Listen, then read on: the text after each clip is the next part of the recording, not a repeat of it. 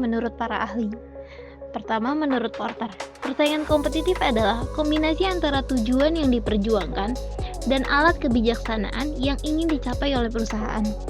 Sedangkan pengertian persaingan kompetitif menurut Kotler adalah upaya yang dilakukan oleh sebuah perusahaan untuk memenangkan sebuah pasar yang menjadi pasar sasarannya dengan memberikan keunggulan bersaing, melakukan analisis pesaing, dan menerapkan strategi pemasaran yang bersaing efektif. Sekarang saya akan menjelaskan apa itu tujuan dari persaingan kompetitif, yaitu untuk mengetahui posisi perusahaan dalam lingkungan industri tersebut dan mengetahui bagaimana perusahaan dapat menguasai persaingan atau menghadapi ancaman. Faktor utama yang menentukan persaingan kompetitif. Yang pertama, ada trade of new entrants, yaitu mengukur seberapa mudah perusahaan baru dapat masuk ke dalam industri dan bersaing dengan para pesaing yang sudah ada. Yang kedua, ada bargaining power of suppliers, yang menggambarkan seberapa besar pengaruh pemasok atas harga dan kualitas bahan baku yang dibutuhkan oleh industri.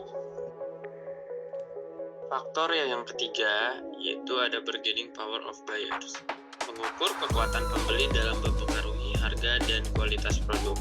Dan yang terakhir, ada trade of substitute product or service, melihat pada seberapa mudah konsumen dapat beralih ke produk atau layanan alternatif.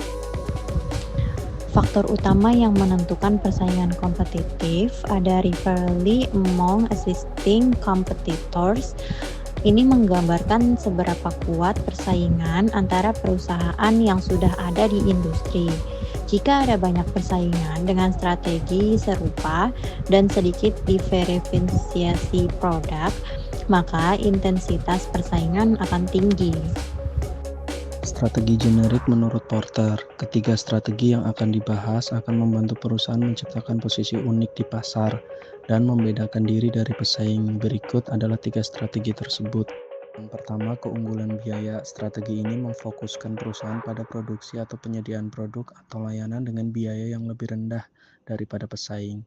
Perusahaan dapat menawarkan produk dengan harga lebih murah dan tetap menghasilkan keuntungan yang baik. Kedua adalah diferensiasi, menciptakan produk atau layanan yang unik atau memiliki ciri khas yang tidak dimiliki oleh pesaing, di mana perusahaan dapat menarik pelanggan yang berorientasi pada kualitas, keunggulan atau keunikan produk. Strategi ini memerlukan penekanan pada inovasi, desain produk yang unik, kualitas tinggi, dan pelayanan pelanggan yang superior.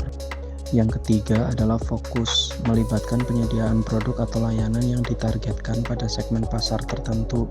Bisa berarti fokus pada segmen geografis tertentu, kelompok usia, atau kebutuhan khusus pelanggan, di mana dalam strategi fokus, perusahaan lebih memusatkan upaya pada pemenuhan kebutuhan segmen pasar yang dipilih dan dapat menciptakan hubungan yang lebih mendalam dengan pelanggan dalam segmen tersebut.